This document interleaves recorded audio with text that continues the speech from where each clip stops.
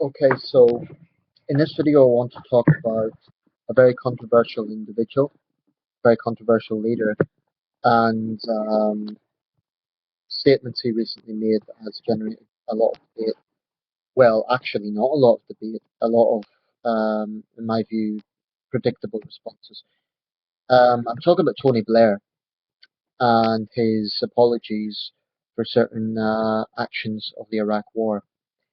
Um, it's very difficult to discuss this issue because Tony Blair has become such a polarizing figure that anybody who tries to be objective in talking about Tony Blair is immediately labeled a Blair apologist or a Blair, like they're immediately labeled as sharing exactly the same ideology as Tony Blair, as agreeing with everything that he'd done.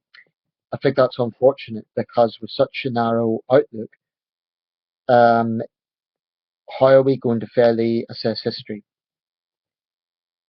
At present, there's a sort of situation in this country whereby the only discourse on Tony Blair seems to be one of unrelenting vilification.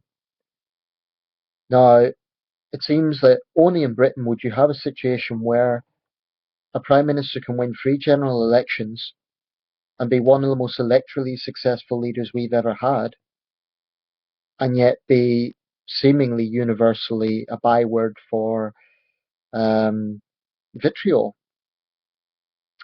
Even more than Margaret Thatcher, he's a divisive figure. And I say even more than Margaret Thatcher because whilst she is probably more controversial domestically speaking, Tony Blair is more controversial internationally speaking.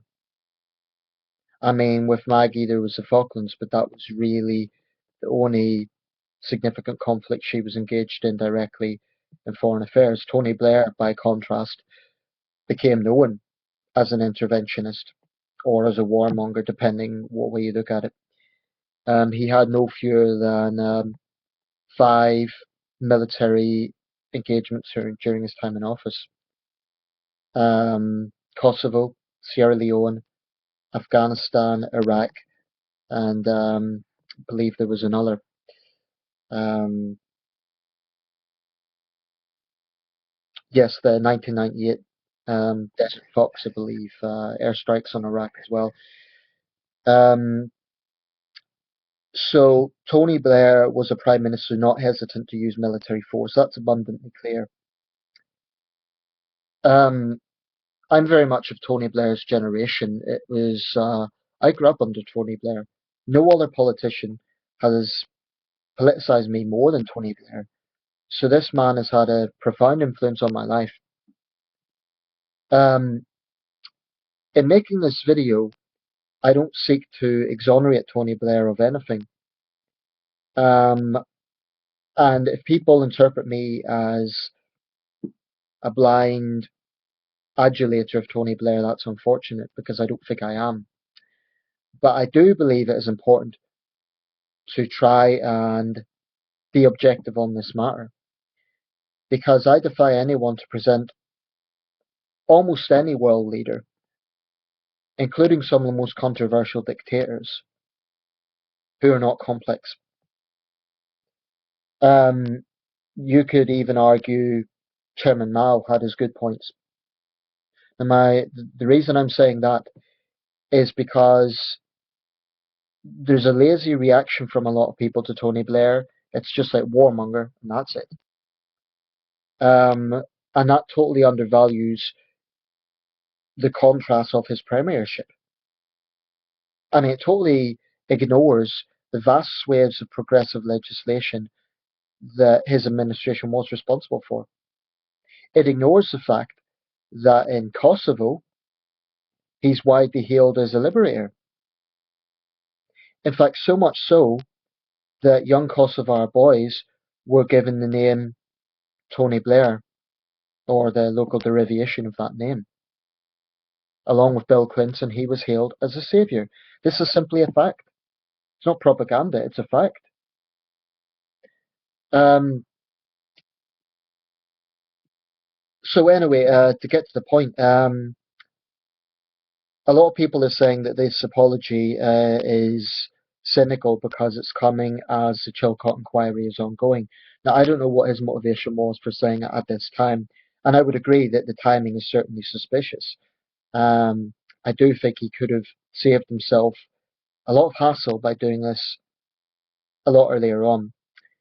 Um, Now, what he's actually said, I've been trying to find a clear video with the interview. That's been difficult because so many of the videos are biased and they're editing the full speech, and it's difficult to get just a clear video of what he said directly on CNN.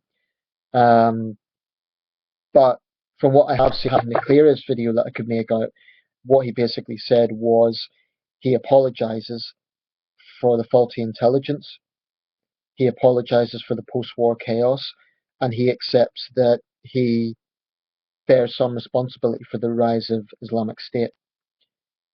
Now, that what the critics are saying is this is too little, too late. I can understand that response because it's now 12 years since the intervention of Iraq. In that time, countless thousands have died. We'll never know the true toll of the Iraq War. That is the war from 2003 to 2011.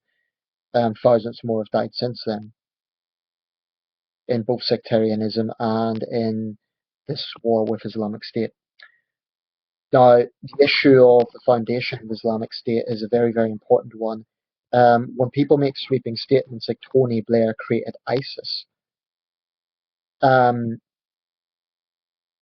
that is a very profound statement to make because that actually insinuates a specific conspiracy in the Blair doctrine to create a violent Islamist group that would bring instability and mayhem to the Middle East. Now, put yourself in Tony Blair's shoes. What would that actually achieve, politically speaking?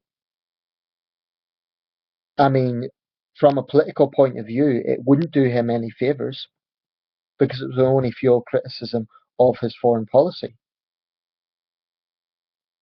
Um, I do believe that the chaos in post-war Iraq or post-invasion Iraq definitely played its role. But let's look at the foundation of Islamic State or Daesh or whatever you want to call it. Abu Musab al-Sakari, the Jordanian militant who was responsible for various factions that morphed into different organizations with links to Al-Qaeda. One of their first atrocities was the Amman hotel bombing in 2005. Musab al-Sakari was killed in 2006, I believe. Um, he, perhaps more than any other individual, can be accredited, if that's the right term, with the foundation, as we now know it, of Islamic State. Now, Sakari was a fanatical Islamist, there's no question about that. And there's no question that ISIL is a Wahhabi organization. There's also no question that the United Kingdom, along with the United States, has far too cozy relations with Saudi Arabia. So in that sense, we definitely bear culpability. Tony Blair done nothing to question or to distance us from that relationship. So in that sense, Blair certainly has culpability. So does Bush, and so does successive administrations in the UK and the US. I am adamant that our close ties to Saudi Arabia is one of our gravest foreign policy blunders. Um, I think history will judge that harshly. But to make the sweeping claim Tony Blair created ISIS, in my view, is a dangerous distortion that no one fairly looking at the situation can take seriously. I mean, there's no question that ISIS is fueled by Wahhabi ideology. But to make the claim that Tony Blair and George Bush specifically created this organization, I've seen no hard evidence. I'm yet to see any hard evidence to suggest that this was a specific operation to create this specific organization. Now, what Tony Blair said in the interview was he cannot express remorse for the removal of Saddam. I sometimes wonder what exactly people want from Tony Blair. If he apologizes and says that removing Saddam was wrong, they would say he's being insincere. because he spent the whole lead up to the war saying it was necessary to remove Saddam. So if he apologises for that, he'll be accused of insincerity. And if he doesn't apologise, people are saying he's an arrogant warmonger. So I wonder what exactly do people want from Tony Blair at this point. Um, I want to touch a little bit on the issue of relatives of those who died in the conflict, and this is something I want to be sensitive about because I have relatives in the armed forces myself. 179 British servicemen died in Iraq, and thousands of Americans. So, in the context of modern warfare, this had a heavy toll, and it definitely had major opposition at home. I'm not in a position to judge anyone's father or mother or other relatives of those who died because I can't claim to have been through their experience, so I'm not going to do that. But I do think it is a bit inconsistent to argue that we accept that we have a military and we accept that the men and women in our armed forces take risks and then expect a situation where they never ever die.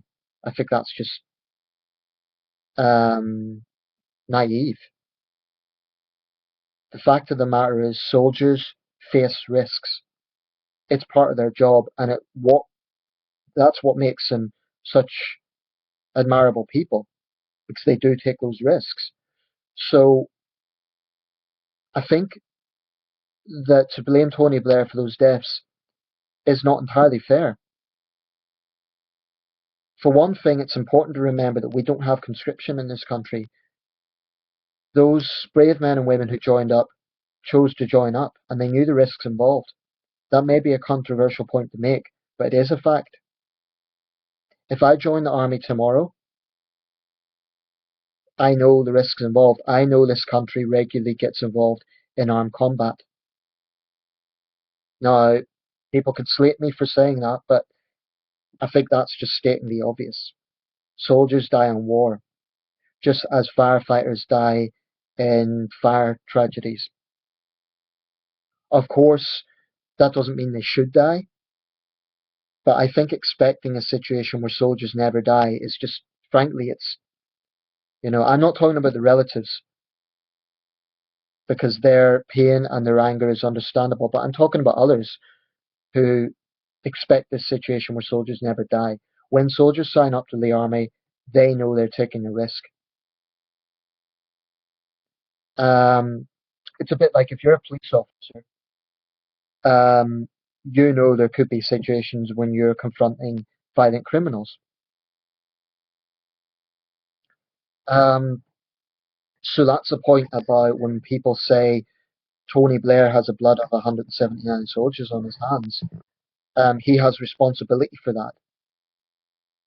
But each one of those men and women knew that they were in a dangerous job.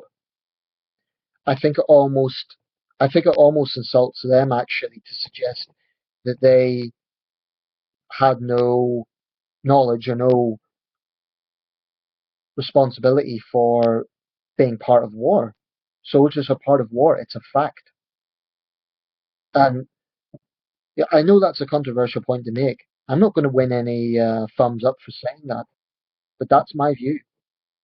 And if I join the army, if I join the navy or the air force, I will do so knowing the risks that are involved. Um, that's the way it is. Um, so I think we have a situation where there is a lack of objectivity. I personally believe that history will vilify Tony Blair less. It won't completely exonerate him, because I do think that I think what happened was his obsession to remove Saddam and the obsession and the focus on weapons of mass destruction will rank as one of the greatest blunders in post World War II British foreign policy. much worse than Suez. And there's no question about it that the instability in Iraq has not helped the current situation. But here's the thing. The notion that had there been no intervention in Iraq, the Middle East would be perfect today, I think is preposterous beyond belief. Arab Spring, let's not forget, began in Tunisia, when a young man, Mohammed Bouazizi, set himself on fire in protest at that country's authoritarian regime, high unemployment, etc. And as we know, that triggered across the Middle East. Now, to say that the intervention in Iraq caused the chaos of the Middle East today, I think is very, very short-sighted. It didn't help. No question about it. It did not help. But there is absolutely no way to say that had there been no intervention, everything would be perfect today. I think that's a preposterous idea. Utterly preposterous. But this is the sort of propaganda that we're hearing over and over again. The truth is, the Middle East has always been a troubled region. Always. You could argue that Western intervention has deeply complicated matters. I would agree with that. But even going before the 20th century, the Middle East is a region that has always had disputes, always had territorial disputes. I mean, look at the Holy Land conflict. That is one of the world's most ancient conflicts in terms of its origins. So the point I'd like to make with this video is that when people attack Tony Blair, all they're actually doing is creating a situation whereby individuals like al-Sakari are virtually exonerated by saying that Tony Blair and George Bush are entirely responsible for the Middle East mess. Not only is it unfair, but it's exonerating the many other players involved. It's like the current Syrian war. What I believe we're seeing is a huge distortion of this situation. I mean, there's no question about it. The fact that the war has prolonged, that has helped the rise of ISIS. No question about it. But why has the war prolonged? I say a big part of that is the Russia-China veto in 2012 against even condemnation of the Assad regime. Now, Syria and Iraq are two very different conflicts, and this is another problem. Critics of Tony Blair just come out with like this kind of lazy list. Oh, Syria, Iraq, Afghanistan, Libya, it's all the same. No, it's not, actually. Syria, I think, is much more similar to the war in Bosnia. If you look at the circumstances, this war did not begin with Western intervention. Yes, there has been Western intervention, but it did not begin with Western intervention. That is fundamentally a difference from the war in Iraq. The war in Iraq began from Western intervention. And like I say, that is going to rank as a major foreign policy blunder. And by the way, for the record, at the time, I protested against it. In fact, I was extremely vocal. I was extremely left-wing, and at that time I was really a pure red, almost hardcore socialist. But in that time, I think I've become more reflective and more objective on the situation. Not slavish, not slavishly supporting of Tony Blair, I'm not. But like I say, if anyone even tries to make the points that I'm making, they're immediately slandered as a warmonger, and that sort of pisses me off because it's very short-sighted. My question to those people is, well, should the world have done nothing about Saddam Hussein? This was a man who had gassed his own people, who'd used some of the most brutal torture methods of any regime in modern history. And by the way, when people blame UN sanctions for killing Iraqi children, no, it was Saddam's regime that killed those children by refusing to comply with the UN time after time after time. What irritates me, what frustrates me, is that people will not place culpability on the very root source. Saddam Hussein, as president of Iraq, was directly responsible for the fate of Iraq in terms of the sanctions. Now, you could argue that his was mainly a secular regime, as was Assad's, and intervention caused a sectarian bloodbath. Again, that's why I would argue that it was a mess. But again, Iraq and Syria are not the same conflict. The war in Syria began because Bashar Assad had launched a brutal crackdown on Syrian opposition. Now, what we're hearing time and time again is this false narrative that anyone who opposes Assad is ISIS. That's a false narrative promoted by Russia today and promoted by those who are blindly hating of the West no matter what. Here's the thing. Saddam, just like Assad, was a Ba'athist. Um, if there had been a situation, let's say the Arab Spring had come to Iraq, let's say there'd been no intervention in 2003, let's say the Arab Spring came to Iraq, Saddam almost certainly would have responded with brute force. So the chances are we would be seeing bloody war in Iraq today, regardless of whether there was intervention in 2003, based on what's happening in Syria. The Syrian war did not begin with Western interventions. By the way, just for the record, let history record that the Russian airstrikes have caused a lot of civilian deaths. So when people chirp out about how many civilians the West has killed, they can include Russia in that. But you guarantee these people won't. And it's that sort of hypocrisy I cannot stand. So, okay, criticize the West, but criticize Russia as well. I just think it's a height of hypocrisy to attack the West for warmongering and be silent on Russia doing exactly the same thing. Do you really think that Russian airstrikes, not on Islamic State positions, but on Syrian rebel positions, do you think that's going to make the situation better? I don't. Certainly not helping the Syrian people. I think the best hope for Syria right now is to have cooperation between Russia and the West, but Russia needs to stop these airstrikes because they're targeting the wrong areas. I think there needs to be cooperation between the major powers on this and regional powers. I think that's the only way to end the Syrian nightmare. But I don't think the Russian position right now is helping. You know, people caricature the Syrian war as Assad versus ISIS. That may be the case now, but early in the war, it was very much Assad versus all Syrian opposition.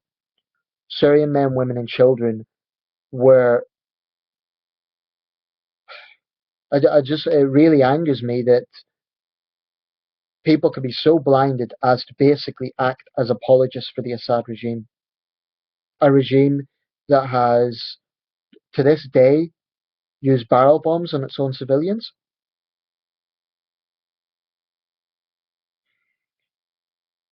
I don't have a problem with people criticizing Tony Blair, and I don't have a problem with people criticizing the West. What I do have a problem with is double standards and people not assigning blame to those at the source, i.e., Abu Musab al-Sakari. Now, to completely lay the blame on Tony Blair is to exonerate al-Sakari.